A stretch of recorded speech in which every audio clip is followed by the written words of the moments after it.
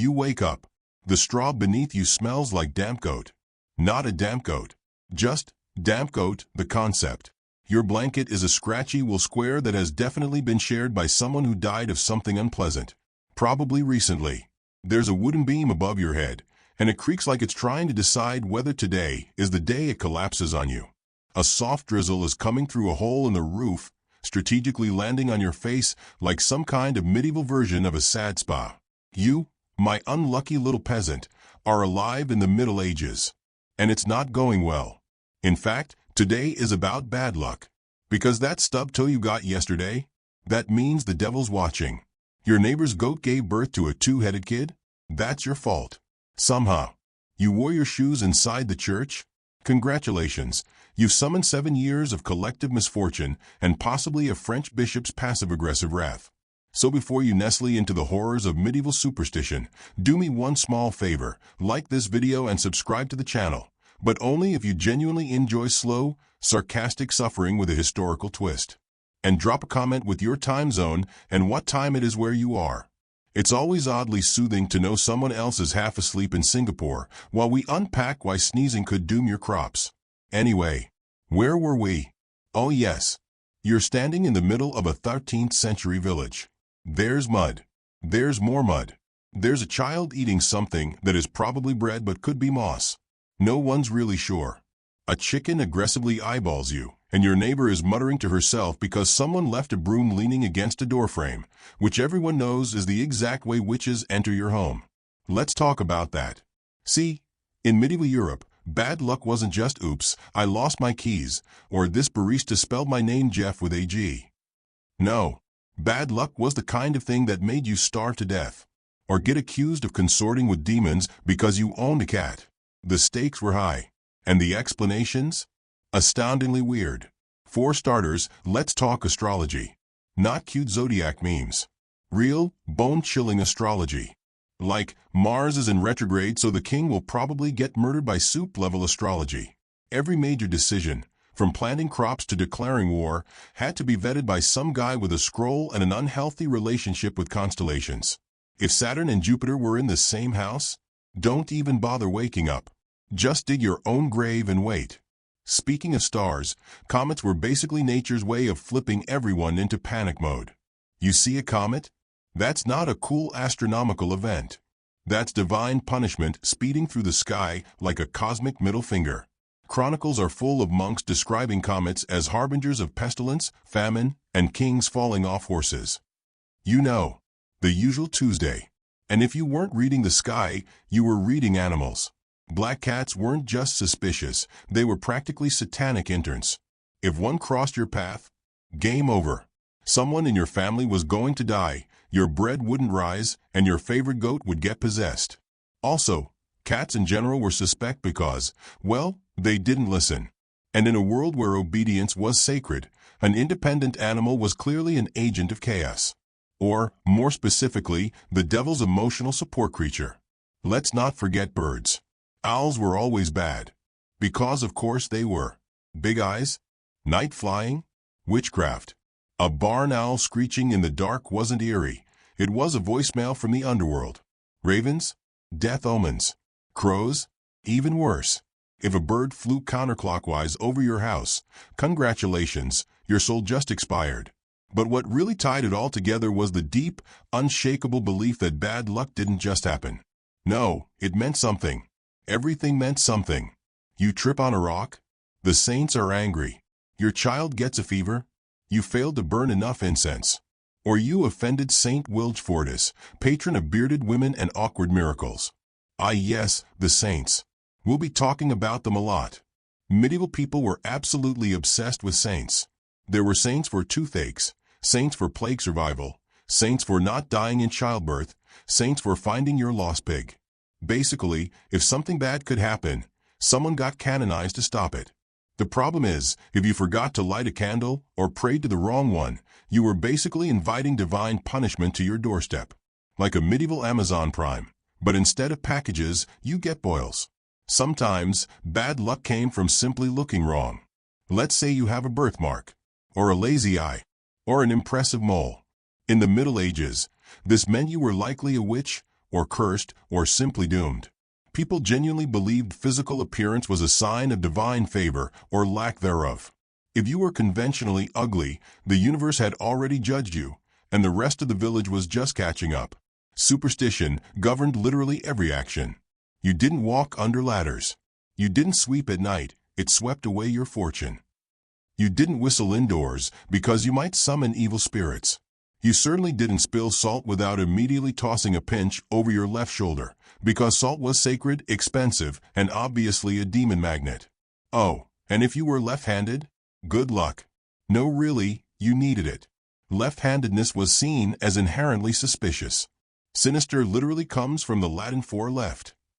They thought being a lefty meant you were touched by darkness, possibly prone to witchcraft, and probably needed to be watched closely during mealtimes. But the real chaos came from the totally random, wildly specific things people thought could cause misfortune. Like shoes. Yes, shoes. Wearing your shoes in bed? Bad luck. Taking them off the wrong way? Worse luck.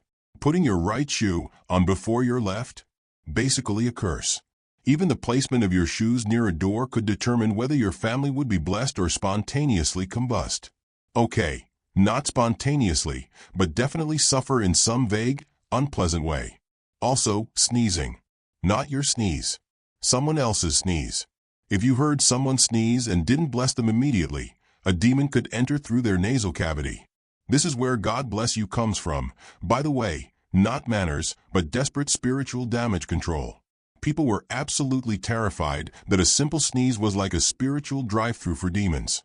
And speaking of body parts, your hair. A single strand of hair left behind could be used in a curse. Someone could put it in a poppet, the medieval version of a voodoo doll, and suddenly your cows die, your bread molds, and your teeth fall out. So hair had to be buried, burned, or sent to the Holy Land. There was no in-between. And mirrors. Oh, sweet summer child. Mirrors were straight up terrifying. Breaking one didn't just mean 7 years of bad luck. It meant you'd shattered part of your soul. Because reflections were seen as mystical, supernatural things, not just tools for checking your medieval acne. If you broke a mirror, you didn't just need luck. You needed an exorcist and a new will. Even names could cause trouble. Using someone's true name could give you power over them, which is why people often went by nicknames or aliases. And if a stranger asked your name? Alarm bells. That guy was probably a wizard. Or worse, a tax collector. Then there were eclipses. Solar eclipses were considered extremely bad luck.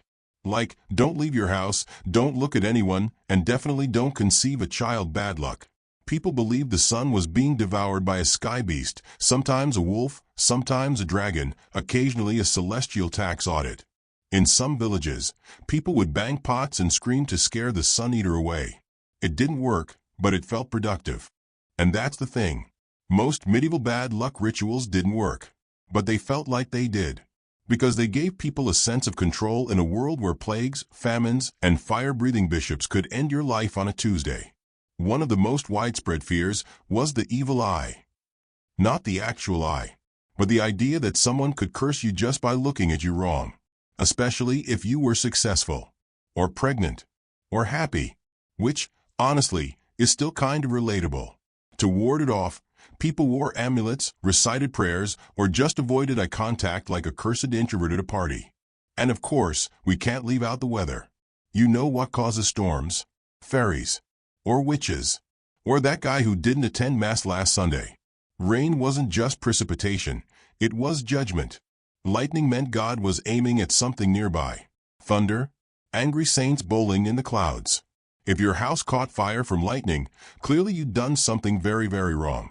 Probably let your ox plow on a Sunday. You monster.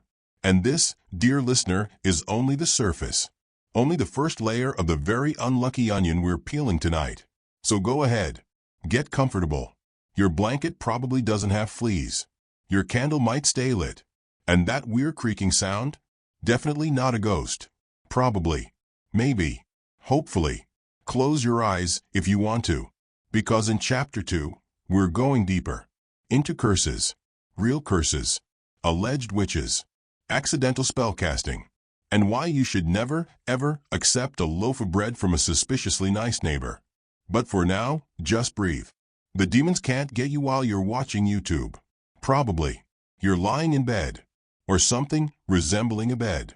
It's a wooden frame stuffed with straw, mites, regrets, and a bit of someone else's air. The blanket is itchy and smells like wet goat mixed with old cabbage. There's a drip in the corner, echoing like a slow countdown to plague season, and the wind whistling through the cracked shutters sounds like a ghost with allergies. It's a kind of setup where you'd expect something bad to happen. Which is perfect. Because tonight, we're talking about curses. That's right. Real, medieval-style curses. The kind where someone glares at your cow and it dies 3 days later. Or the kind where your bread goes moldy, your roof leaks, and your toes fall off. All because a toothless widow muttered something weird at you when you stepped on her turnip. Now, in the modern world, when someone says they're cursed, we roll our eyes and blame Mercury retrograde or bad Wi-Fi. But in the Middle Ages, curses were real. Realer than gravity.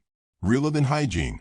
If you woke up with a rash, couldn't find your goat, or stubbed your toe 4 times in a row, there was only one explanation. Someone hexed you. And probably for a very stupid reason. Maybe you didn't return a borrowed ladle. Maybe you accidentally walked past a woman drawing symbols in the dirt and didn't compliment her accuracy. Or maybe, and this is the big one, you pissed off someone old. Old people in medieval Europe were terrifying. Not because they were wise, but because if they'd survived that long, clearly they had some kind of pact with the forces of darkness. Or, at the very least, with the weather. So if Ethel the Elder stared at you a little too long, from beneath her mossy hood, you knew you were screwed. Curses came in many shapes. Spoken ones, written ones, cursed objects, and sometimes just really intense passive aggression. Let's say someone left a dead rat on your doorstep. That wasn't just an unfortunate rodent incident. That was a message. A dark message. If the rat had something tied to it, like hair, ribbon, or, for some reason, a chicken's toe, that meant someone had officially cursed you, your house, your chickens, and possibly your cousin Gerald. One of the most popular medieval cursing tools was the poppet, a small doll made of wax, cloth, or whatever vaguely human-shaped material was lying around. These were the ancestors of voodoo dolls, but with even more judgmental eyes. People believed that if you made a poppet and added something personal, like hair, nail clippings, or blood, you could influence the person it represented. Want someone to get sick? Stick a needle in the chest. Want them to lose their voice? Sew the doll's mouth shut. Want them to be afflicted with, lower body issues? Well, you know where the pin goes. These dolls were hidden under floorboards, buried in graveyards, or tossed into rivers, because what's a good curse without a flair for the dramatic? And then there were the written curses, spells scribbled on parchment or carved into wood, tucked into walls, shoes, or bread. Yes, bread. Medieval people loved hiding things in bread. Because what better way to destroy someone than by targeting their most precious item, their carb intake? A popular form of written curse was the defixio, a lead tablet with bad intentions etched into it. May Marcus lose all his teeth and be haunted by geese. That kind of thing. These were often rolled up, pierced with nails, and tossed into wells, graves, or literally any damp place where no one would find them until centuries later when an archaeologist would open it and go, "Oh wow, Gary was really mad about losing that lawsuit." But perhaps the most terrifying curse was the accidental kind. That's right. You didn't even have to try to curse someone. You could do it completely by accident. Did you compliment a baby too enthusiastically? You might have jinxed it. The evil eye was lurking everywhere. So, if someone admired your cow, and then it died, that wasn't a coincidence. That was an unintentional curse. The only solution? Spit 3 times, say a prayer, sacrifice a chicken, and avoid eye contact for the next 5 years. Oh, and if you were the one receiving the compliment, you were supposed to respond with something like, "God protect it," or "May it rot," just to confuse any nearby spirits into thinking you didn't actually like your good fortune. The goal was to downplay happiness. Joy made you vulnerable. Smiling was basically an invitation to be cursed. Let's talk about witches for a moment, shall we? Because no conversation about medieval bad luck is complete without a deep, uneasy dive into witchcraft. Now, being called a witch didn't mean you were doing cool stuff like brewing potions or flying. No, it meant someone hated you and wanted to blame you for something unexplainable. Usually bad weather. or milk going sour, or the fact that they were just very bad at life. The signs of a witch were extremely scientific. For example, she lives alone. She owns a cat. She talks to herself. She reads. She's over 40 and unmarried. She makes a weird soup. Congratulations. That's half the population of Portland. Anyway, if someone was suspected of being a witch, a few delightful things could happen. First, the community would conduct an investigation, which involved exactly zero logic and lots of screaming. They'd search the person's home for suspicious items, herbs, bones, dried toads, or, worst of all, books. Books were terrifying. Because what if she read something? If they found any of that, boom, witch. And if they didn't, still probably a witch. The next step was usually a trial, which again, did not involve actual laws.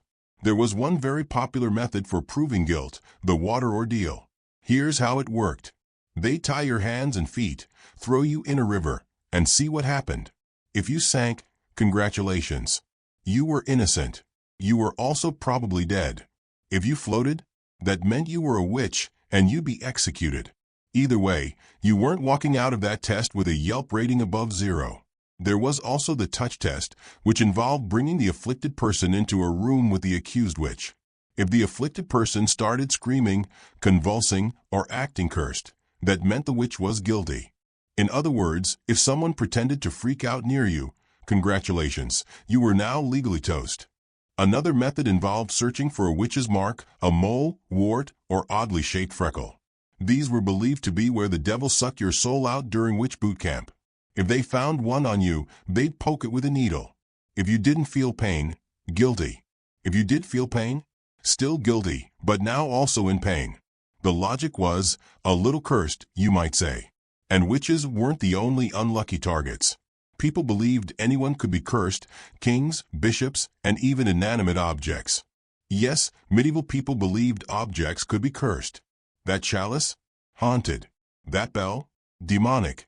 That plow that refuses to work properly? Definitely hexed. Better burn it and start over with a stick. Now, you're probably wondering, okay, but how did people remove a curse? Excellent question. Hypothetical listener who is still awake at 3:17 a.m. Here were the main methods. Holy water. Splash it liberally on your home, your food, your animals, and your children. Bonus points if you scream Latin while doing it. Salt.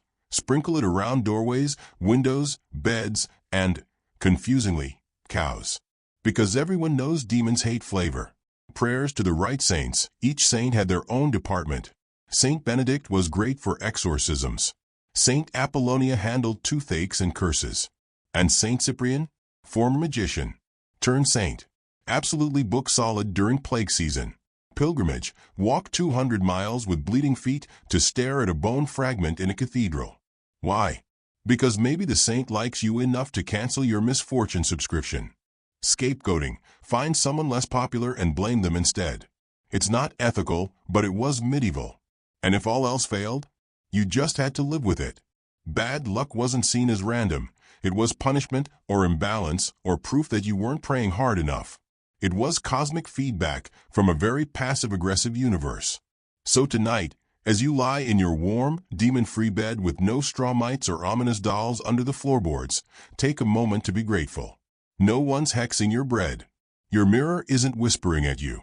And the worst thing that happened today was probably traffic, not a goat exploding because you forgot to bless your shoes. Still awake? You wake up to the sound of crows. Again. One is perched on your chimney. Another is staring at you through the cracked window like it knows your secrets. And a third is perched directly above your door, just watching. You haven't even had breakfast yet, and already you know, today is doomed. In the 21st century, we blame bad luck on Wi-Fi outages, the stock market, or drinking that fourth iced coffee. But in the Middle Ages, you'd blame the birds, or the sky, or your neighbor sneezing at the wrong time. Because back then, omens were everywhere. And they were very serious business. A sneeze wasn't just a sneeze. A baby crying at the wrong hour could cancel a wedding. And a dog howling at night? Congratulations, someone in the village is about to die. Probably you. The world of medieval omens is like a mashup of superstition, extreme weather reporting, and paranoia with a side of astrology.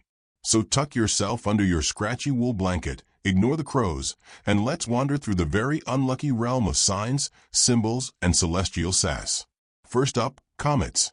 Those bright, flaming things in the sky that now make us go ooh and post pictures on Instagram. In the Middle Ages, they meant one thing: something terrible is about to happen. A plague, a war, a royal death, or, as one particularly poetic monk put it, a celestial fart from God that warns of mass suffering. Yes, really, that's the vibe. The appearance of a comet caused panic, like you wouldn't believe. People fasted. They beat themselves with branches. They wrote panic letters to bishops. Because everyone knew that comets weren't just ice and dust, they were divine post-it notes. And the message was never "you're doing great." Halley's Comet, for example, caused waves of anxiety every time it appeared. In 1066, it popped up right before the Norman invasion of England. William the Conqueror took it as a good sign. Everyone else took it as proof that the world was about to implode. Spoiler, everyone was kinda right.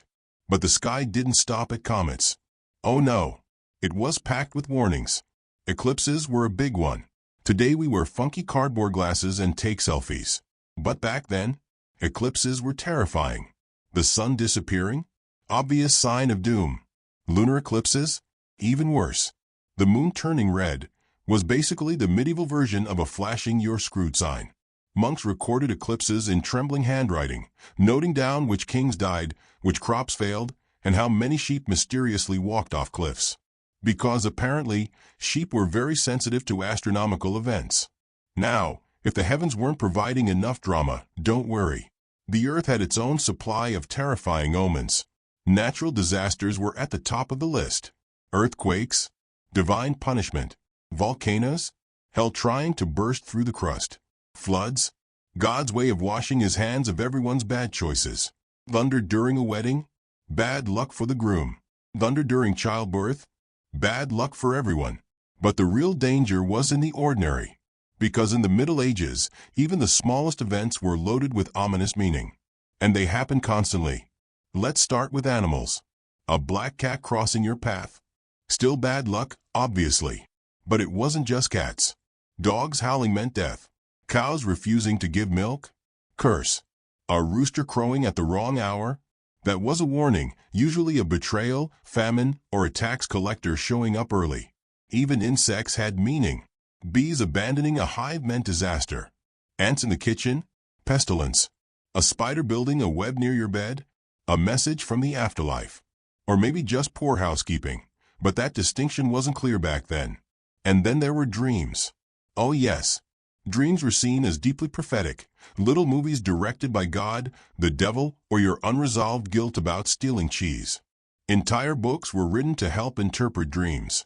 For example, dreaming of falling teeth? Someone will die.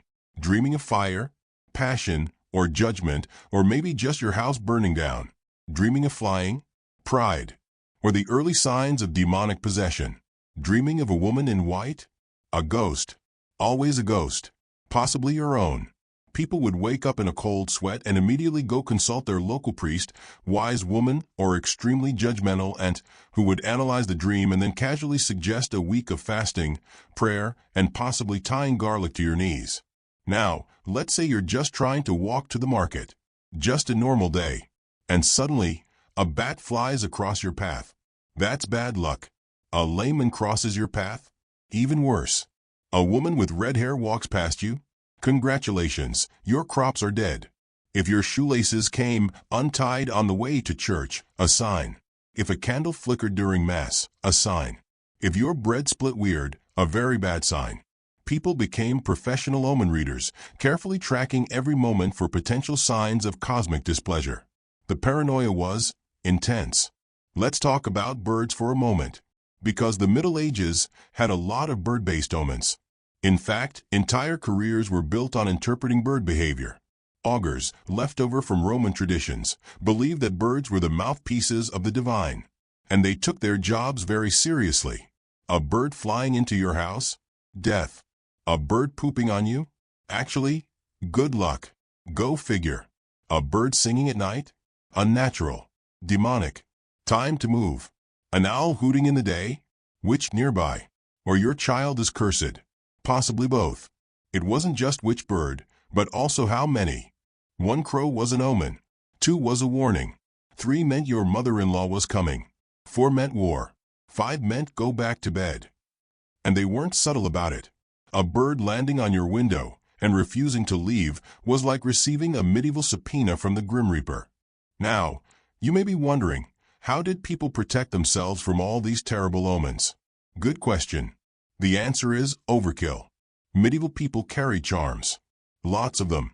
Little pouches filled with herbs, bones, or fragments of a saint's toenail. Yes, toenail. That was considered high-end spiritual protection. The more unpleasant the object, the stronger the magic. A mummified frog? Lucky. A wolf tooth? Extra lucky. A chunk of someone's femur blessed by a monk? Practically an insurance policy. They'd also perform rituals. See a crow on the roof? Spin in a circle 3 times, spit over your left shoulder, and whisper a prayer in Latin. Hear a dog howling? Burn some rosemary and knock on wood. Hear thunder while eating? Drop your food, say a psalm, and cry softly into your barley stew. Pregnant women were especially vulnerable to omens. If someone complimented their belly the wrong way, the child might be born with horns. So women often wore protective amulets, carried relics, or just stayed indoors for 9 months straight. Can't be too careful when the moon might be trying to hex your baby.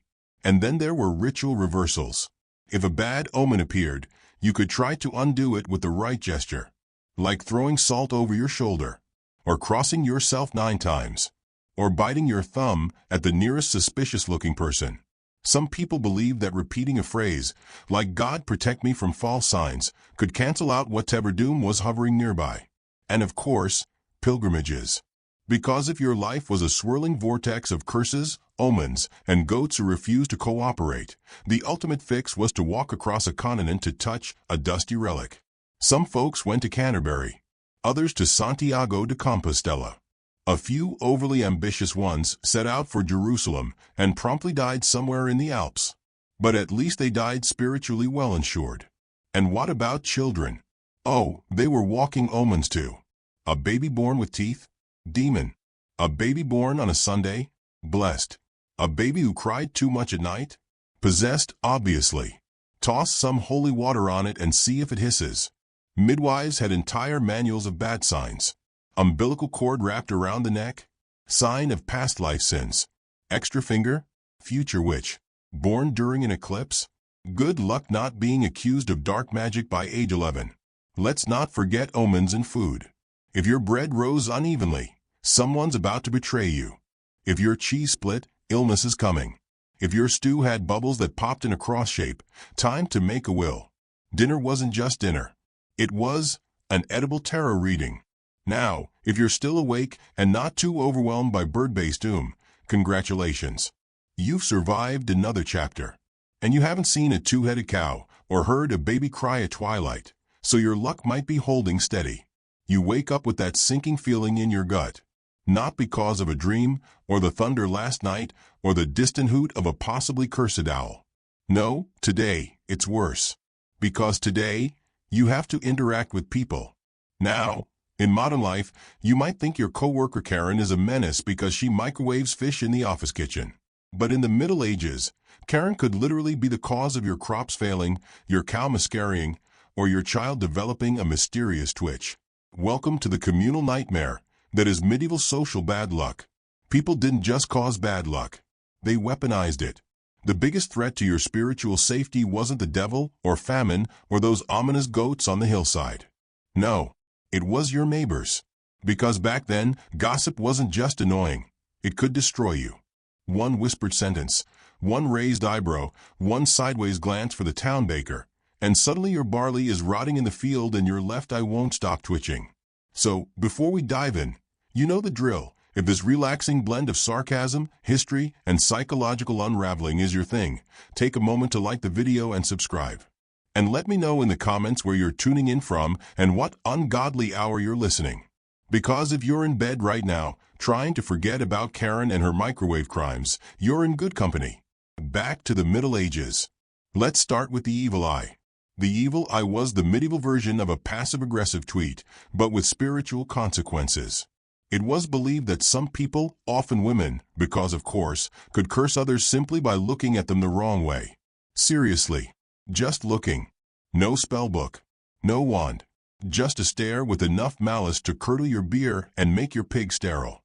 If someone was jealous of your health, your garden, or your unusually symmetrical goat, you might get the evil eye. Symptoms included headaches, spoiled food, sick animals, infertility, boils, social embarrassment, and a general sense of doom. The cure? Hanging bits of iron in your doorway, wearing protective herbs, or, for the fashion-conscious, an eyeball-shaped pendant. And heaven help you if you had a suspicious gaze. People with certain features were automatically considered risky: squinty eyes, a wandering eye, or, worst of all, heterochromia, two different colored eyes. It didn't matter if you were just nearsighted. If you look weird, you were a human hex. Which brings us to our next plague of medieval life, envy.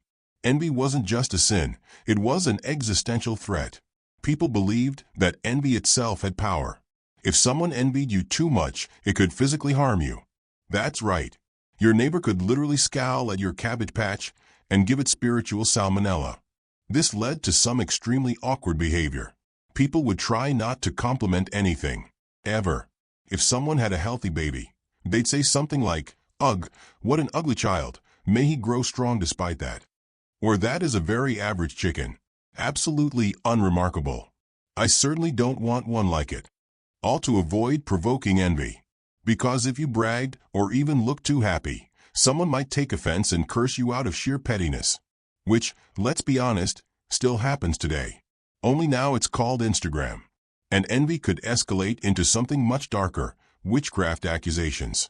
Let's say your cow died. You don't know why. But you do know that Martha from 3 huts down has always hated you, and her weird little dog barked at you last week, and she once made soup that smelled a little too good. Congratulations, Martha's a witch.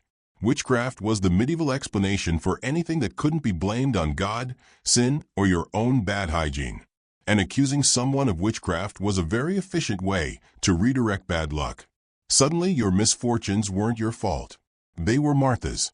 People were accused of witchcraft for all sorts of deeply scientific reasons, including being old and alone, owning a cat, making herbal tea, speaking a second language, having a birthmark shaped vaguely like a fish, sneezing too quietly, looking like they knew something you didn't. Once accused, you were usually given a fair trial. Said no one ever. Trials for witches were about as calm and reasonable as a group of toddlers trying to divide a cookie. If you floated, you were guilty. If you sank, you were innocent but dead. Either way, not a great Tuesday. Witchcraft was the ultimate explanation for everything unlucky. Your bread didn't rise? Witch. Your crops failed? Witch. Your husband tripped over a chicken and broke his foot? Witch. Your baby has colic? Double witch. The paranoia was contagious. Entire villages would spiral into full-blown hysteria because one person had an unfortunate nose or because someone's sheep made a weird noise during Mass. Now, let's shift to a slightly less fatal form of social bad luck: rumors. Gossip in medieval communities wasn't just idle chatter. It was reputation murder. Everything in your life depended on how you were perceived. If enough people believed something, it didn't matter if it was true. Truth was a luxury item, like soap. Or literacy. Let's say someone spreads a rumor that you're lazy, or greedy, or a little too friendly with your neighbor's goat. That gossip could mean losing your standing, your trade opportunities, even your place in the local church. People might stop buying your butter. They might whisper behind your back. You might be shunned at the communal well. And that, in medieval terms, is social death. There were even official punishments for spreading bad luck through gossip. In some towns, convicted gossips had to wear iron masks shaped like animal heads. Others were dunked in rivers. Because nothing cures spiritual toxicity like mild drowning. You could also be declared a scold, usually if you were a woman who had opinions or a loud voice or too many thoughts. Scolds were punished by being made to wear humiliating outfits or paraded through the streets, just in case your bad luck needed a little extra salt rubbed in. And then there were curses. Personal, handcrafted, artisanal curses. If you had a grudge and you weren't a fan of the legal system or literacy, you could just curse someone. In writing, in speech, or even in song.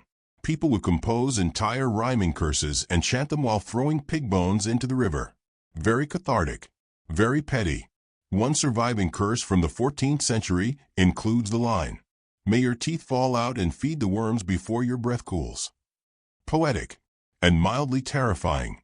But curses didn't have to be formal. Just muttering a threat under your breath while holding a dead chicken could be enough. Especially if you had a reputation for being strange, which could mean anything from being left-handed to collecting rocks that looked like potatoes. Now, if you were the target of a curse, what could you do?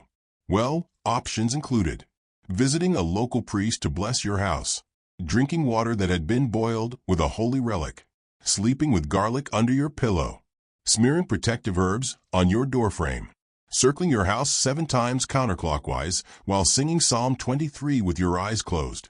You could also pay for a countercurse. Yes, countercursing was an actual thing. Local wise women, or hedge wizards, yes, that's what they were called, would offer anti-hex services. Think of it as medieval spiritual pest control. Some even offered package deals, 3 curses removed and your chickens blessed, all for the price of 1 silver coin and a half-dead rat. There were also social amulets. People carried symbolic items to protect themselves from others' envy or curses.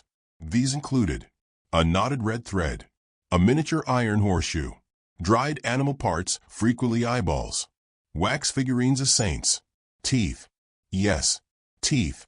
Human teeth. Usually not your own. Wearing these made you look a bit unhinged, but it also sent a clear message: don't mess with me.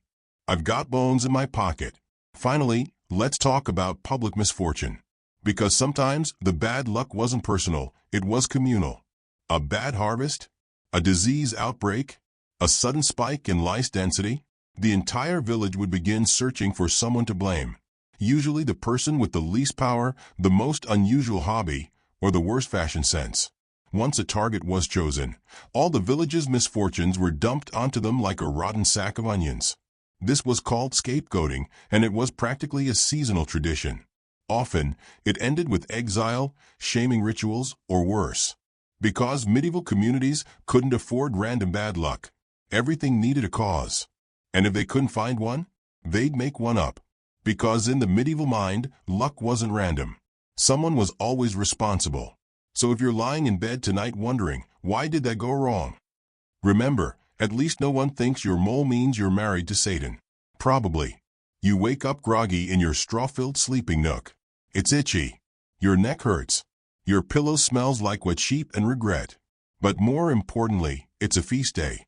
That means it's time to get dressed up and pray you don't accidentally wear something that brings misfortune, invites the devil, or makes your neighbors think you're courting death with your fashion choices. Because yes, in the Middle Ages, what you wore could absolutely ruin your life.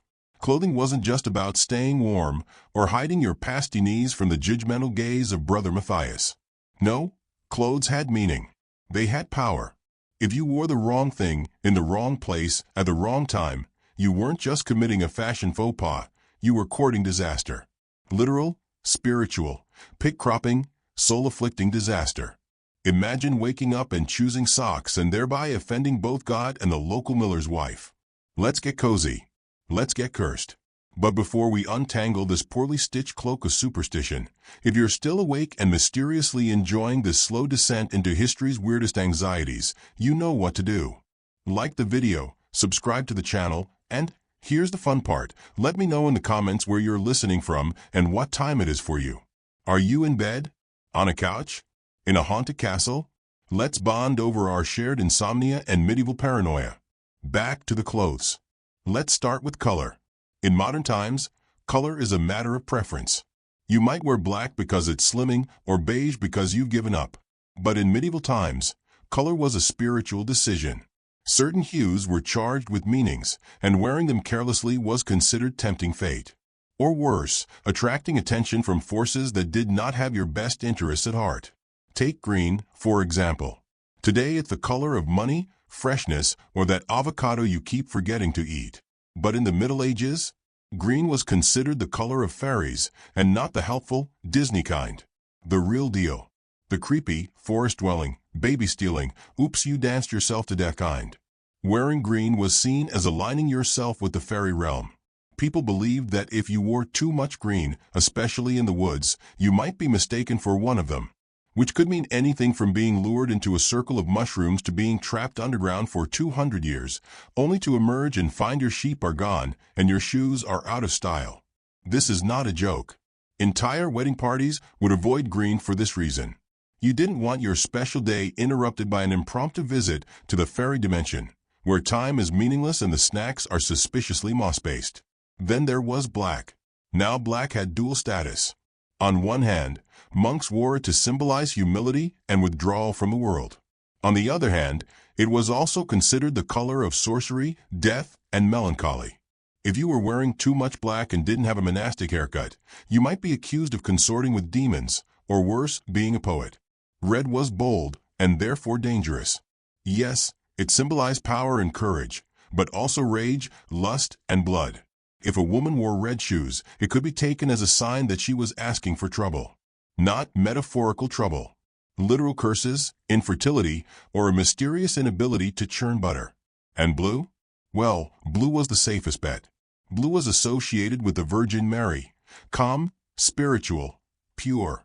But not everyone could afford it. The dye was expensive because it was made from crushed semi-precious stones or imported plants with names like woad, which sounds like something that gives you a rash just thinking about it. So you, a dirt-poor peasant with exactly 2 tunics and 1 pair of mismatched socks, might feel a little overwhelmed. Choosing the wrong color could bring bad luck. But what about the fabric? Glad you asked. Certain fabrics were considered unlucky simply because they were too nice. Silk, luxury, dangerous. Wearing it could attract not only jealousy, but divine punishment for your pride. Velvet? Suspicious. What are you hiding, nobleman? Is that a soul-eating curse tucked in your sleeve? On the flip side, rough homespun wool was safe, but if it was too shabby, you might be mistaken for a leper or a beggar. And guess what? That could bring bad luck too, because many believe that simply touching or interacting with the wrong kind of person could spiritually contaminate you. Like medieval cooties, but with eternal consequences. Now let's discuss garment design. If your sleeves were too long, people might think you were trying to hide a deformity or a demonic pact. If your neckline was too low, well, that's a one-way ticket to harlot status. And if your hem dragged on the ground, oh dear, you're inviting the devil to grab on and ride along like a particularly clingy toddler. Even your hat mattered. Wearing a pointed hat might make you look like a wizard. And not the cool kind, we need to burn this person at the stake because my sheep looked at them funny kind. But the worst offense? Dressing above your station. This was a real thing. In fact, there were laws about it, called sumptuary laws. These laws dictated what you could wear based on your class, gender, profession, and whether or not God liked you that week. If you were a peasant and wore a belt that looked too expensive or a cloak with embroidered trim, you could be fined, shamed, or accused of trying to summon demons via economic delusion. Dressing beyond your class was seen as not only presumptuous, but dangerously destabilizing. If poor people started looking like nobles, how would anyone know who to insult at dinner? Nobles themselves had their own curse-friendly fashions. Those long, trailing sleeves? They were basically portable dirt collectors, perfect for sweeping up unlucky particles or dragging cursed floor crumbs all over your manor. Let's talk accessories. Jewelry wasn't just decorative. It was believed to hold magical properties. You might wear a ring with a specific stone to protect you from illness, envy, or sudden goat attacks. Amber, jet, and coral were particularly popular, not because they looked good, but because they were thought to absorb bad luck. That's right, wearable spiritual lint rollers. You'd wear charms sewn into your clothes, little lead discs engraved with symbols, words, or saints. And you didn't need to understand them. You just needed to believe they worked. And if you didn't have money for a charm, you'd improvise. A pebble from a holy stream. A bone fragment from a saint, which may or may not have been someone's lunch leftovers. Then there were the shoes. Wearing the wrong shoes, or shoes from someone who had recently died, was extremely bad luck. It was believed that spiritual residue lingered in footwear. Which, to be fair, makes a kind of horrifying sense. Especially if you've ever worn sandals to a music festival. Even putting your shoes on the wrong foot first could curse your whole day. Superstition advised that the right shoe go on first, or was it the left? It depended on the region. Either way, if your socks smelled funny, it probably wasn't demons. Probably. And don't even get medieval folk started on used clothing. Wearing clothes from someone who died in a violent or unlucky way could transfer their fate to you. This made hand-me-downs a bit of a gamble. Sure, the tunic's free, but was Uncle Roger trampled by a curse pig? Better check. Now, let's explore rituals tied to clothing. Some people had specific prayers or charms they whispered while dressing. Little blessings muttered under the breath, "May this tunic shield me from sin and Sarah's judgmental stare." Or "Let these hose protect me from gout and gossip." Children's clothes were often marked with protective symbols, stitched into the hems or drawn in charcoal. And new garments were sometimes passed through smoke, salt, or holy water before wearing. Because you never knew which tailor was secretly a warlock. Even how you washed your clothes mattered. Washing clothes on certain days, like Fridays, could invite misfortune, particularly if you were washing out blood or anything from a sick person. Water used to clean unlucky garments was often disposed of with ceremony, poured far from the home or into a running stream. You didn't want to accidentally water your herbs with spiritually radioactive water. And finally, the most dangerous item of all, clothing gifted by someone you didn't trust. If your frenemy Gertrude gave you a lovely new belt for no clear reason, congratulations, it might be cursed. Gifting clothing was seen as a sneaky way to transmit bad luck. You'd have to examine it closely for signs, strange knots, red thread, missing buttons, the faint smell of betrayal.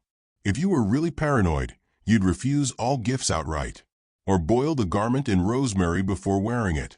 Or toss it directly into the fire while reciting Psalm 91 and flicking holy water in all directions like an aggressive sprinkler. And so, as you lie in bed tonight wrapped in your modern, unenchanted pajamas, take comfort in the fact that your t-shirt isn't accidentally summoning forest spirits or offending a celestial hierarchy. Unless it's green. Then maybe check the corners of your room for fairies. Just in case. You wake up in a lumpy bed. It smells faintly of mildew, beeswax, and a sense of generational disappointment. You stretch. Something cracks, hopefully a joint and not a curse setting in. The fire's long gone out. Your chamber pot is full. And just beyond the wooden door, a humble collection of objects, furniture, trinkets, heirlooms, all of which might be plotting your demise. Because in the Middle Ages, even your furniture could curse you. Yes, we're doing this. If you've ever looked at a suspiciously ornate armoire and thought, that thing definitely has secrets, you would fit in perfectly among 12th century villagers. Because bad luck didn't need to come from witches or storms or the moon looking at you funny. Sometimes it came from your dining chair. But before we sit too deeply in the wrong seat and wake a centuries-old spirit with a grudge, let's take a breath, roll onto our less creaky side, and gently tap the like button. Only if you actually enjoy listening to sarcastic bedtime history. Subscribe for more historical anxiety at bedtime. And tell me in the comments what time it is where you are and what cursed item in your house is currently watching you sleep. Let's get unlucky. Let's start with the chair. You may think of a chair as a neutral object. A place to sit, contemplate your choices, and ignore your chores. But in medieval Europe, chairs were status symbols and potentially supernatural conductors. Most people didn't have chairs. They had stools. Or benches. Or they just sat on the floor like the broken people they were. Chairs with backs and arms? Those were reserved for clergy, nobility, or old people with secrets. And once a chair was used by a powerful person, say, a bishop or a judge, it was believed to retain their spiritual essence. This sounds poetic until you realize that sitting in the wrong chair could bring divine wrath. Or sciatica. Or both. This led to an entire phenomenon, the cursed seat. If someone died suddenly, especially while sitting, their chair was considered spiritually contaminated. Some folks would burn it. Others would refuse to sit in it ever again. Some, more daring or financially desperate, types would try to bless the chair with holy water and store herbs under the cushion. The brave ones would whisper Latin at it and hope it didn't whisper back. This wasn't just paranoia. People genuinely believed that spirits lingered in things, and that physical objects could absorb misfortune. Like medieval emotional support sponges. Which brings us to mirrors. or rather, the medieval equivalent, polished metal or obsidian slabs. Highly reflective, vaguely judgmental. Mirrors were terrifying. Many believed they could trap souls. You weren't supposed to gaze too long into them, lest something stare back. And if someone died in a house, mirrors were covered immediately with cloth. This wasn't just to be respectful. It was to prevent the soul of the deceased from getting stuck in the glass, bouncing around forever like a ghostly screensaver. Now, mirrors were also thought to be portals. Portals to where? Unclear. But certainly nowhere with fresh bread or decent plumbing. Sorcerers might use mirrors for divination, scrying, a fancy term for staring into a surface until something horrible appears. Like your own reflection at 3 a.m. So if you lived near someone who owned a mirror and spent too much time with it, you avoided them. Their furniture was likely cursed. Their cutlery suspicious. Their soup bowl ominous. Next, beds. The medieval bed. Not exactly a sanctuary. You didn't have a Casper mattress. You had a pile of hay wrapped in a linen sack that smelled like every emotion your family has ever repressed. And beds weren't private. Wealthy people had bed curtains to keep in warmth and keep out nosy servants. Poor people, they just slept in a corner with a prayer and a feral optimism. Beds were sacred spaces. People died in them, were born in them, conceived things in them, mostly regrets and future lawsuits. And because of this, beds were often blessed objects. But they could also become cursed, especially if someone died violently or unrepentantly while in it. The deathbed curse was feared above all.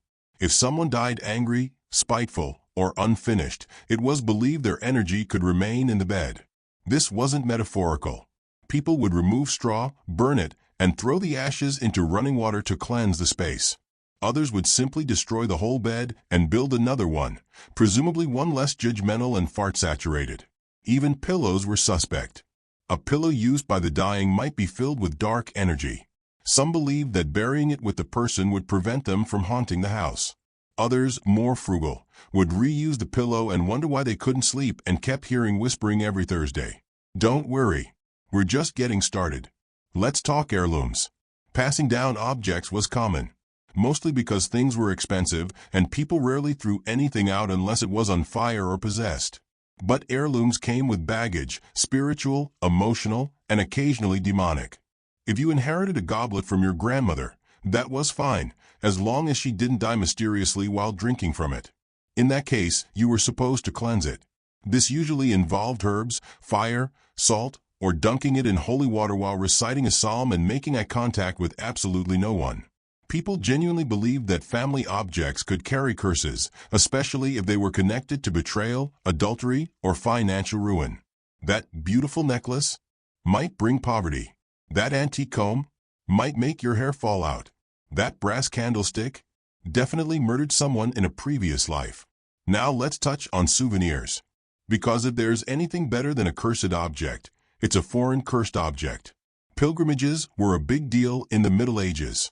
People walked for months, barefoot, blistered, and blessed, to visit holy sites. And of course, they brought back stuff. A rock from the tomb of a saint. A twig from the Mount of Olives. A vial of suspiciously murky water from a holy spring. These were supposed to be lucky. But sometimes they backfired. Why? Because intention mattered. If you stole the item, even from a holy place, it could be cursed. If you brought it home and didn't store it properly, cursed. If it was fake, double cursed. Congratulations, you just imported spiritual disaster along with your Jerusalem sand. There are records of people keeping holy objects in locked boxes, covered with linen, blessed weekly, and only touched with clean hands. Because God forbid, literally, you dropped it, or used the holy water to rinse your feet. Then there were books. Books were rare, expensive, and magical. Not Harry Potter magical. Actual, please don't let this summon anything magical. Scriptoria, places where monks copied texts, were full of whispered prayers and low-key panic. Every page might contain not just knowledge, but danger. Books about herbs, astronomy, or medicine often included protective symbols. Others were chained to desks so they wouldn't be moved, not just to prevent theft, but to stop wandering energies from following them home. Reading aloud from a book, especially one in Latin, without knowing what it said? Risky. You might accidentally bless your goats, or your neighbors, or summon a thing that does not enjoy poetry. Even jewelry boxes could be dangerous, not because of the contents, but because of their origin. If the box had been used to store hair, blood, or teeth, and yes, this was done, it was considered spiritually active. Like a medieval mood ring, but with more ghosts. By now, you're probably thinking, wow, everything was cursed. How did anyone sleep? Poorly, with one eye open, and a handful of salt under the bed. To ward off these domestic disasters, people developed rituals. Holy water sprinkled in corners, herbs tied to doorknobs, prayers etched into beams, salt poured at thresholds, iron hidden in walls. And yes, some people even blessed their furniture during Lent. Because nothing says repentance like dousing your bed frame in rosemary and whispering to your dresser. Oh, and let's not forget musical instruments. A lute that played by itself? Cursed. A flute that made people weak? Cursed. A harp with a broken string? Ultra cursed. Basically, if it made sound and no one was touching it. Move. So tonight, as you lie beneath your thoroughly unhaunted IKEA duvet, be grateful that your bedside lamp isn't a gateway to another realm, and your pillow hasn't absorbed the wrath of an angry monk. Unless it has. In which case, maybe flip it over. The cool side is usually the safer one. You wake up and immediately regret it. Outside your wooden shutter, the sky is gray, not dramatic, mystical gray, but the kind of gray that suggests you're about to step into mud, spiritual peril, and a town gossip circle that hasn't had fresh candle in 3 weeks. Your stomach grumbles. You're hungry, but not for food, for contextual dread. Because today, dear sleeper, we're going outside. Into the medieval world.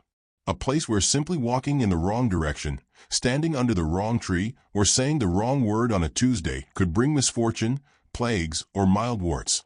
You grab your boots, damp, hard, and permanently smelling like cabbage regret.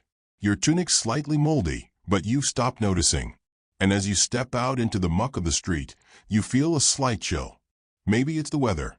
Or maybe you just crossed a cursed threshold. Welcome to medieval Europe, where even locations could ruin your week. But before you get hexed by a hedge witch or slip on goat droppings and land in a prophetic puddle, do me a small favor. If you're still here and not yet cursed, tap that like button. Subscribe for more long, sleepy walks through the grimy fields of human history. And let me know in the comments what country you're in and what time it is where you are. We're all cursed together, but in very different time zones. Let's get geographically unlucky. We'll begin with something simple, crossroads. You approach a fork in the road, literally. 2 dirt paths intersect, forming a rough X in the mud. You hesitate, not because you're unsure of the direction, but because in the Middle Ages, crossroads were basically danger squares. Think of them as the medieval equivalent of dark alleyways, but with more spiritual anxiety. Crossroads were believed to be the meeting points of spirits.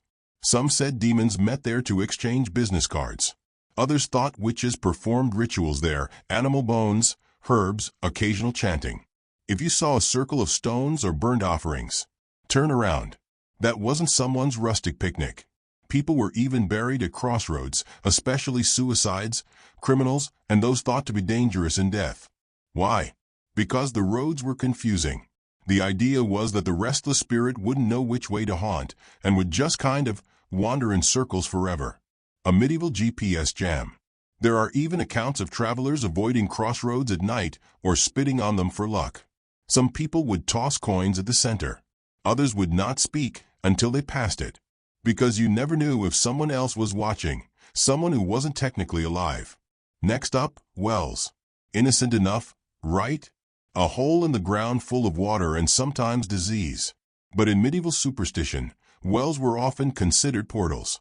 To where? Well, no one agreed. The underworld. The fairy realm. The bottomless sorrow dimension, where your lost socks and bad dreams went to party. Holy wells, especially ones near churches, were sites of pilgrimage. People traveled miles to drink the water, bathe in it, or dunk sick relatives into it, and hope something improved. But not all wells were lucky. Some were cursed, either from a past tragedy like a murder or a drowning, or because someone had stolen from the water without making an offering. Yes, stealing water could curse you. People would drop coins, flowers, even bread into wells as gifts. Failure to do so? That's how you end up with a mystery rash and a goat that won't produce milk. Worse still were abandoned wells. Because if no one maintained them, who knew what lived down there? Spirits? Serpents? That guy who won't stop quoting vigil? You learned not to linger near them. Not at night. Not barefoot. Not while menstruating. Because yes, bodily functions were a major bad luck trigger. Which brings us to the next danger zone. Thresholds. You walk to a neighbor's house, probably to borrow a turnip or share plague updates. You approach the door and hesitate. Because the threshold isn't just a place to wipe your feet. It's the invisible barrier between the safety of the home and the chaotic void of the outside.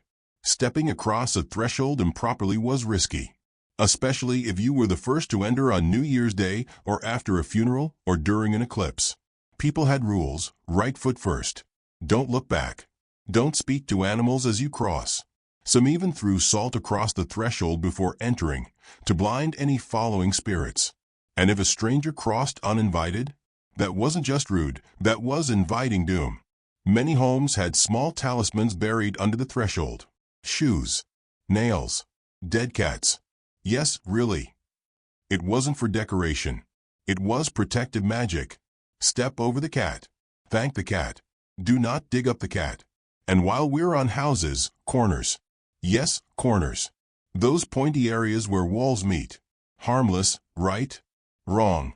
Corners were where spirits collected. The dark corners of a room were considered dangerous. Children were told not to stare into them for too long. And during certain rituals, people would face away from the corners so as not to disturb anything nesting there. Think of them like supernatural storage closets. It wasn't unusual to find herbs hanging in corners, especially rue, mugwort, and wormwood, which were believed to repel bad luck and annoying entities. If your corner was herbless, you were basically asking for a haunting, or at least a visit from that dead and who always criticizes your lifestyle. Graveyards were the obvious hotbeds of doom, but not in the way you think. Most people were fine with graveyards as long as they were consecrated, well kept, and nobody was doing anything weird like digging at midnight. But certain parts of the graveyard were more feared than others. Graves near the edges? Risky. Those were often for the unbaptized, the criminal, or the inconvenient. You didn't walk there unless you had to. And you certainly didn't step directly over a grave unless you wanted leg cramps and mysterious bad dreams. Walking near a fresh grave was believed to steal your energy. There are records of mourners avoiding walking directly behind the coffin during the burial procession, afraid they'd absorb the deceased's misfortune. Others would circle the grave 3 times counterclockwise to confuse the soul into staying buried. Yes, ghost-proofing through choreography. Now let's head into the woods. Because what would an episode of a medieval bad luck be without cursed forests? Forests were everything, a source of food, fuel, and folk horror. Everyone had a story about someone who went in and didn't come out. Trees were sacred, but also creepy. Some were known as hanging trees. Others were considered meeting points for witches. And if a tree bled red sap, absolutely do not touch it. It's either cursed, or it's just having a very emotional spring. You didn't whistle in the woods. You didn't say your name too loudly. And you definitely didn't bring iron tools into certain groves that could offend the local spirits. Paths through the woods were often lined with marker stones, small carved rocks to indicate safe passage. Moving 1. Bad idea. That's how you end up hexed, married to a goat spirit, or transported to a field 3 miles away with no pants. And in case you thought water was safe, let's visit rivers and bridges. Rivers were sacred, sure, but they were also alive. They could rise, drown you, carry your sins away, or, if offended, refuse to part with your laundry. Bridges were worse. Any unnatural crossing was seen as a spiritual risk. Trolls weren't just fairy tales. They were how people rationalized unexplained accidents on bridges. And if you build a bridge without making an offering first, hope you like collapse, or storms, or sudden plagues. Some regions had bridge guardians, not trolls, but spirits that had to be fed. Coins, bread, even drops of blood. Fail to appease them? You'd feel it in your knees first. Then there's the unluckiest place of all, public gatherings. Markets, fairs, religious festivals. Great fun. Also great risk. So many people, so many energies. You never knew who was hexing whom. Spilled ale? Could be a curse. Tripping in front of a monk? Definitely bad luck. And if someone sneezed on you, and you didn't say God bless you fast enough, you might have just allowed their soul to escape into you. People carry charms to protect themselves: wolf teeth, crucifixes, dried bat wings, bits of bone. Not because they liked accessories. Because everything, and I mean everything, was potentially cursed. So next time you stroll through your local park, cross a bridge, or look into a shadowy corner of your living room, just remember, in the Middle Ages, you'd have already whispered 5 prayers, spat over your left shoulder, and rubbed a turnip for safety. And honestly, it still wouldn't have helped. You wake up with a strange itch behind your left ear. It's probably just a flea. Or maybe it's not. Maybe it's because last night you nodded politely at the old woman who mutters to geese behind the granary. And she nodded back. Twice. Congratulations. You're probably cursed now. Welcome back to the Middle Ages, where eye contact was a gamble, compliments could doom your crops, and the wrong handshake might wither your livestock. Today, we're not focusing on objects or places that cause bad luck. No, we're turning our gaze, very cautiously, to people.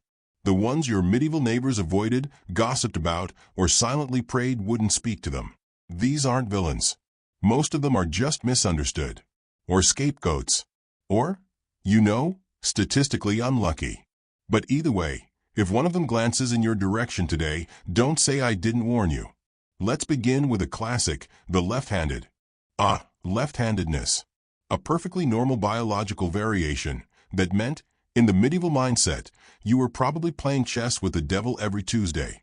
The Latin word for left is sinistra, from which we get sinister. Coincidence? The 12th century says no. Being left-handed wasn't just inconvenient for handwriting. It was suspicious. Swordplay was different. Social gestures were reversed. And if you blessed yourself with the left hand, that was practically spiritual treason. People would go out of their way not to hire left-handed workers, lest their bad fortune rub off on the business.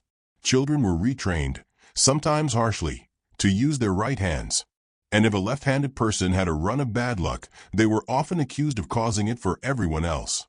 So, yeah, hope you're ambidextrous. Moving along to a more controversial subject, women. Specifically, unmarried, opinionated, or just a little too helpful women. That's right, we're talking about witches. Now, were all women considered bad luck? No, just the ones who didn't fit the mold.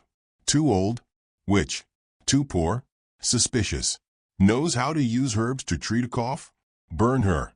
Or, at least, give her the side eye until she moves 3 villages away. The worst kind of bad luck was subtle. And that's what made supposed witches so dangerous. Your cow stopped giving milk? Must be that woman who walked past your barn and didn't wave. Your baby got a fever? Probably because you turned down your neighbor's soup last week and she muttered something in Latinish under her breath. And by the way, don't ever accept soup from someone who won't look you in the eye. That's bad luck 101. Then we've got midwives. Wait, weren't they important? Helpful? Occasionally life-saving? Yes. And terrifying. Midwives lived in that spooky zone between medicine and magic. They handled childbirth, which was considered a sacred, but also deeply risky, event. If a child died in birth, if the mother didn't survive, if the baby cried too much or too little, the midwife was often the first person blamed. They knew too much. About bodies. About herbs. About rituals. They could both deliver life and witness death. And that kind of knowledge? That was dangerous. Especially if you were a woman without a husband or a bishop supervising your every move. Which brings us neatly to another feared group, strangers. You're in your village. Population 74, 2 of whom are goats. You know every face. And then one day, someone shows up. New boots. Wears a cloak. Doesn't talk much. Maybe smells like rosemary and sulfur. Clearly, they're cursed. Medieval people were incredibly suspicious of outsiders, and not without reason. Disease traveled by foot. So did crime. And so did stories. A new person could disrupt the fragile social web faster than you can say communal paranoia. If a stranger's arrival coincided with anything negative, a storm, a stillbirth, a cracked beehive, well, there you go. That's your culprit. People would refuse to sell them goods. Children were told not to speak to them. And if they lingered too long, someone might quietly ask the priest to investigate. Also, let's be clear, you didn't want to look too foreign. Wearing odd colors, carrying books, or having an accent. Bad luck. Just bad fashion? Possibly demonic. Now, let's talk about people born under unlucky signs. Yes, astrology. Because even in a time when most people couldn't read, the stars were consulted for everything from weddings to pig breeding.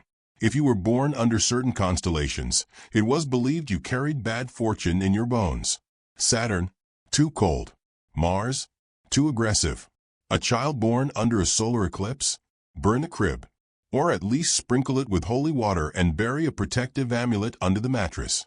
Parents might even lie about a baby's birth time to avoid scandal. No, he wasn't born during a thunderstorm. Definitely before.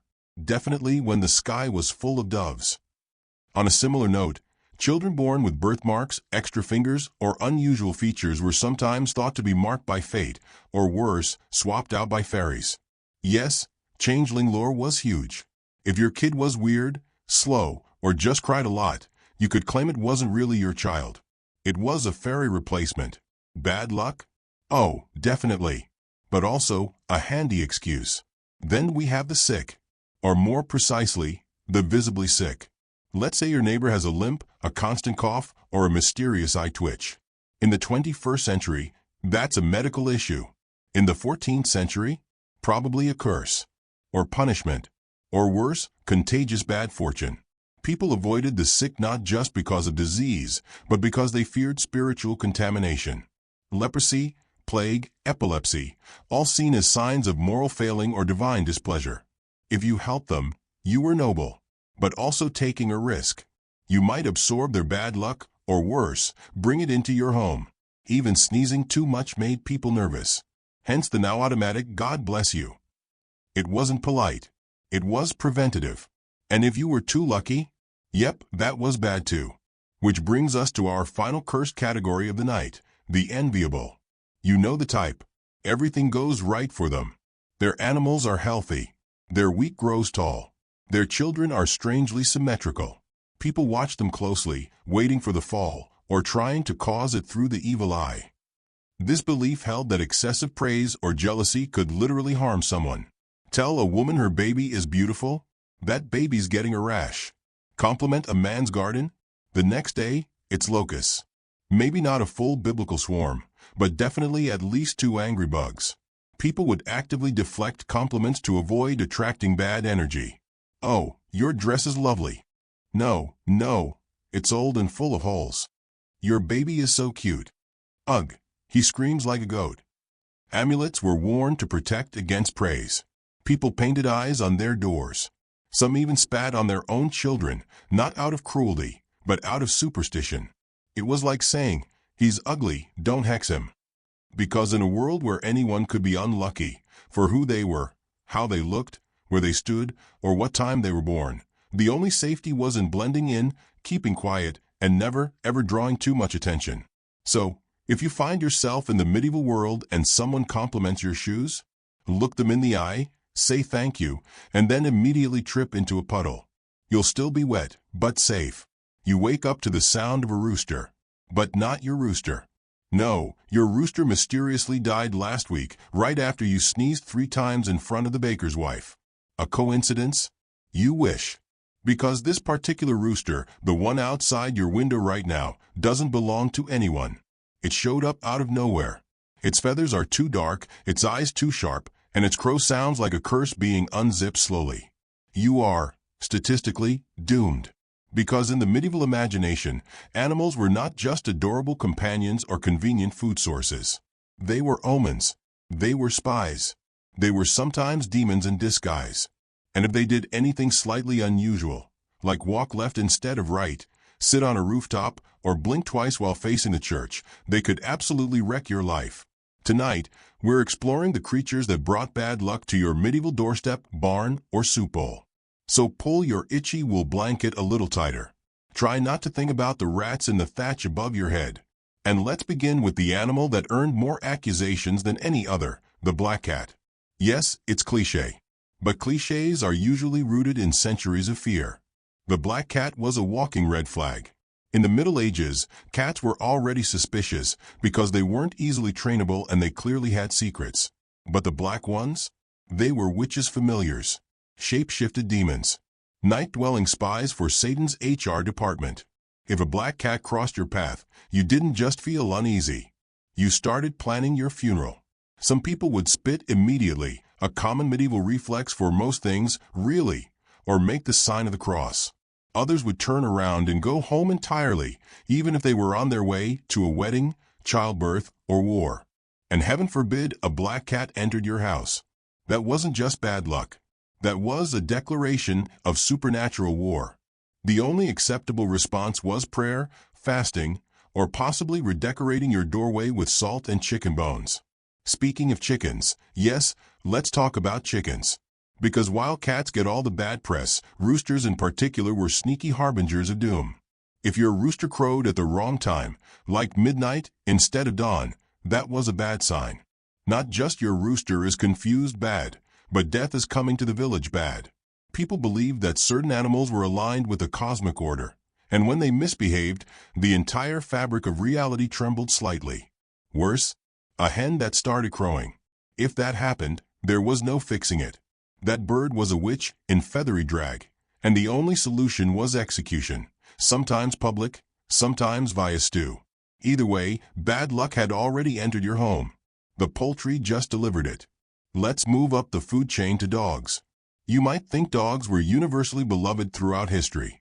Loyal companions, faithful guards, masters of wag. Sure, but in medieval Europe, dogs had a complicated PR situation.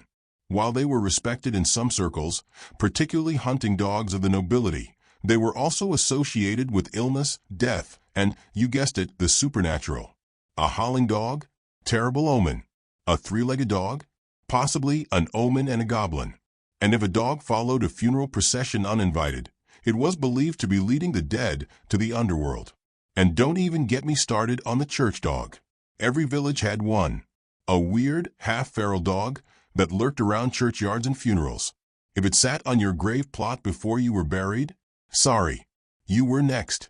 If a dog barked at nothing, people assumed it was sensing a ghost, or a demon, or your uncle's guilty conscience. And of course, rabies, which was terrifying, incurable, and made dogs foam at the mouth, only added to the animal's cursed reputation. Dogs were both friend and terror. Basically the medieval equivalent of your unpredictable roommate who sometimes made you breakfast and sometimes set fire to your pillow. But for real bad luck with fur, we must now discuss hares and rabbits. Yes, the fluffy ones. You see, hares in particular were believed to be heavily involved in witchcraft. Not just associated with it, they were the actual witches. According to many rural legends, witches could transform into hares at night to travel unseen. So if you saw a hare behaving oddly, like sitting still and staring at you, which is just what hares do, it wasn't a woodland creature. It was the widow Griselda from 3 cottages over, and she was absolutely hexing your turnips. People who encountered hares at night would drop everything and whisper protective prayers. Hunters were known to shoot hares with silver, yes, silver, the same way you'd handle a werewolf, just in case. And if a hare crossed your path, just give up. Turn around. Cancel your harvest. Tell your sheep it's over. And then there's owls. If an owl hooted near your house, death was probably coming. Maybe not tonight. Maybe not this week. But soon. Owls were considered ominous messengers of the night, and their cries were interpreted like warnings from the other side. A barn owl? That was fine. Sort of. But a screech owl? That sound could curdle milk, terrify infants, and ruin your next 5 business ventures. People would actively chase owls away from their homes using torches, bells, or just very loud prayers. Not because they feared the bird itself, but because they believed the owl saw something they didn't. Something ominous. Something cloaked. Something Latin. Now let's slither uncomfortably into the reptilian category with snakes and toads. Both were believed to be either the companions of witches, the physical embodiment of sin, or literal mouthpieces for Satan. Toads, in particular, were often found near water, and water, as we've established, was basically just haunted soup. A toad croaking under your window might as well be a funeral bell. If you stepped on one by accident, you were probably going to get cursed through your boot. Snakes had a similarly bad reputation. Biblical associations didn't help, of course. But even beyond Genesis, a snake in your field could signal failed crops, infertility, or a neighbor who was definitely about to steal your fence posts. People killed snakes on sight and buried them under thresholds for protection, or to trap their evil forever. Which seems rude, honestly. And now for the most cursed animal of all, the bat. You know the drill by now. Bats come out at night. Bats hang upside down. Bats live in caves. Bats fly silently over your village just before your neighbor dies mysteriously in his sleep. Bats were not just scary. They were unnatural. They defied category. Bird? No. Rat? Almost. Airborne vampire creature from biblical nightmares? Closer. A bat entering your home was one of the worst omens imaginable. Some believed it meant a soul had escaped the underworld. Others thought it signaled possession. Either way, you didn't sleep. You fasted. You confessed your sins. You burned sage if you could afford it. If not, you just burned something and hoped it worked. People nailed bats to doors to ward off evil, which, again, is sort of the opposite of kindness. But logic was not the strong suit of medieval misfortune management. Now, before we drift off completely, we should spare a word for the witches' familiars.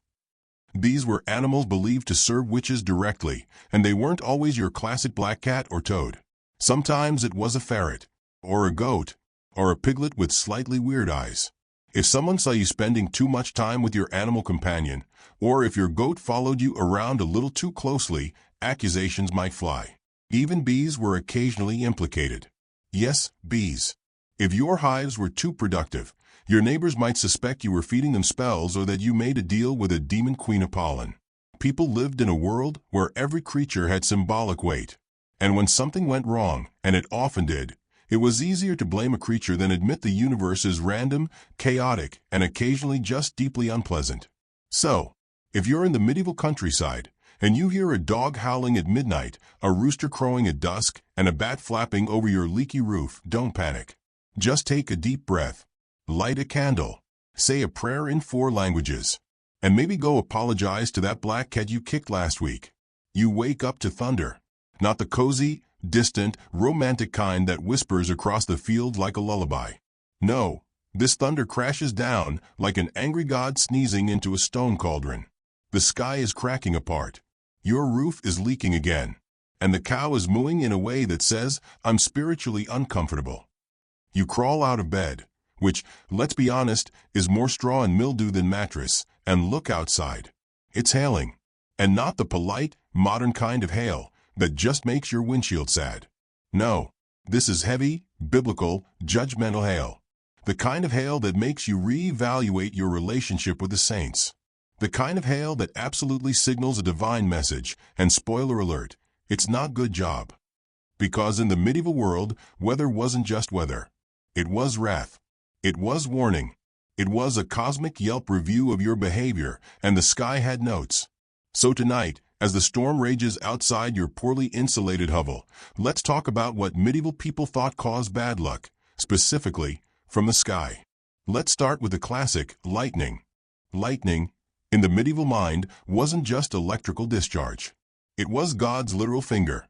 If it struck your house, your tree, your dog, or your uncle, it meant divine judgment had arrived, and it brought fire. If a lightning bolt hit a church, people didn't think, that's strange. They thought, the bishop definitely did something. Entire towns would collapse into gossip and prayer after a lightning strike. Who sinned? Who didn't tithe? Who wore green on a Thursday? Buildings that had been struck were often abandoned or cleansed, usually with holy water and muttered Latin. Objects hit by lightning were sometimes considered cursed forever, especially metal tools or anything remotely phallic, because of course. Then we have hail, the unpleasant cousin of lightning. Hail was the unwelcome surprise party of weather events.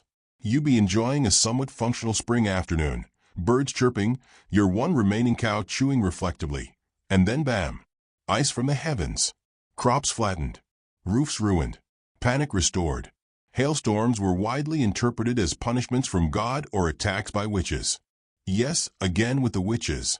There was even a popular belief that witches could summon hail by milking a wooden stump or by stirring water with a special stick. You'd think someone would confiscate the stick. They didn't. Communities responded to hail by ringing church bells, not to announce the storm, to fight the storm. The belief was that the sound of the bells would drive away the demonic forces, causing the ice to fall. It didn't work, but it did lead to more bells being struck by lightning, which felt cyclical. If you didn't have bells, you might try tossing holy salt onto your fields, or reciting psalms at the sky, or waving a relic, like a saint's toenail, toward the clouds in hopes it would shame them into stopping. Rain, in theory, was good. It meant crops. It meant life. It meant fewer fires. Until it rained too much. Then it meant floods. And not just floods, but moral floods. The kind of water-based tragedy that suggested your village had angered a saint, neglected a feast day, or tolerated a woman who was just a bit too literate. Heavy rain that ruined crops, especially if it came after planting, was taken as a direct rebuke from the heavens. Some towns organized processions to beg for forgiveness. Others lashed themselves with sticks. A few, honestly impressive, tried to sue the local witches in court for weather damage.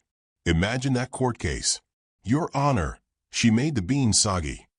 Can you prove she conjured the storm? She blinked weirdly at a cloud. Guilty. Now, droughts were worse. Because if too much water meant judgment, not enough water meant abandonment. Droughts were interpreted as God ignoring you, which, in medieval terms, was the worst sin of all. Medieval people were fine with smiting. They understood smiting. It meant you mattered. But when the rain just stopped, that was a cosmic snub. People responded to droughts with fasting, weeping, and processions in the scorching heat. Occasionally, a particularly zealous group would walk barefoot in sackcloth while flagellating themselves, hoping to guilt-trip God into raining again. Nothing says divine persuasion like dehydration and back bruises. Sometimes they'd even march with sacred relics, hoping the bones of a holy person could get God's attention. If the rain returned, it was proof the relic worked. If it didn't, someone somewhere had secret sin, and you could bet the village would try to find out who. Let's not forget wind. Wind is usually an afterthought in modern life. You might complain about your hair. Maybe your umbrella inverts. Annoying, but manageable. In the Middle Ages, strong winds were very suspicious. Wind that showed up suddenly, damaged buildings, or sounded strange was often blamed on witches, demons, or angry saints with too much free time. In some parts of Europe, people believed winds were literally the breath of angels, or, conversely, the sneezes of demons. Either way, not just air movement. Winds that whistled through graveyards were thought to stir the dead. Winds that knocked over carts or trees could signal an approaching war, or a failed marriage, or both. To calm the wind, people might bury sacrificial objects, like coins or bits of hair, in crossroads. Why crossroads? Because they were weird and magical and no one trusted them. If you wanted to get real dramatic, you could burn herbs and chant psalms in reverse. Because when in doubt, just reverse things. That's how you uncurse them. Now, let's visit eclipses. Because if the sky starts eating the sun, people understandably freak out. Solar eclipses were one of the most terrifying omens imaginable. The sun going dark in the middle of the day? That was apocalypse adjacent. People believed eclipses predicted the deaths of kings, the rise of tyrants, or the onset of disease. Entire villages would huddle indoors, praying frantically and begging the sun to return. Pregnant women were sometimes hidden indoors or wrapped in iron charms to prevent moonburn children. And if an eclipse happened near a saint's feast day? Forget it. People fasted for weeks just in case. Because clearly, some cosmic calendar mistake had occurred. Lunar eclipses were slightly less terrifying, but still bad news.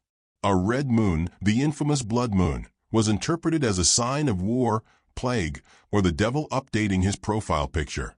In either case, educated clergy tried to explain the astronomical causes. But let's be real, most people didn't have access to astronomy.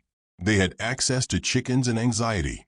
So they stuck with their tried-and-true interpretation: something is wrong. Someone sinned. Everyone panic. Finally, we must not forget meteors and comets. Few things ruin your night like looking up at the stars and seeing one of them fall out of the sky. That's not just astronomy.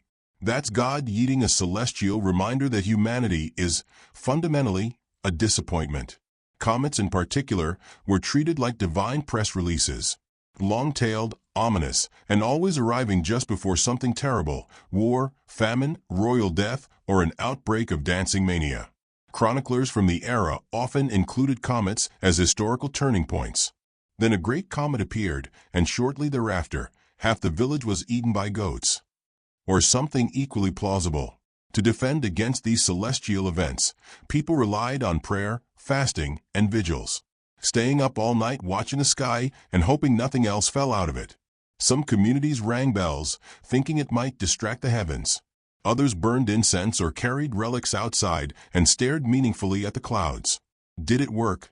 No. But it gave people the illusion of agency, which is sometimes the best kind of comfort. So let's review. The medieval world was unpredictable, harsh, mysterious, and the sky, in all its strange moods and rumblings, was one of the most terrifying forces imaginable. Every rumble of thunder, every dark cloud, every weird shape in the moonlight was interpreted through a lens of divine meaning and cosmic anxiety. Because when you live in a thatched cottage that leaks, next to a cow with mange, and your only doctor uses leeches and Latin, you need to believe someone's in charge up there, even if that someone is angry, inconsistent, and obsessed with your neighbor's sins. So next time you hear a storm rolling in, take a moment to appreciate the sheer luxury of knowing what causes it, of having weather apps, of not needing to chant over your compost pile while waving a dead saint's toe. Sleep well tonight, dear listener. And remember, if your cat is black, your cow is mooing oddly, and the moon has turned red, maybe just stay inside. The universe might be in a mood again.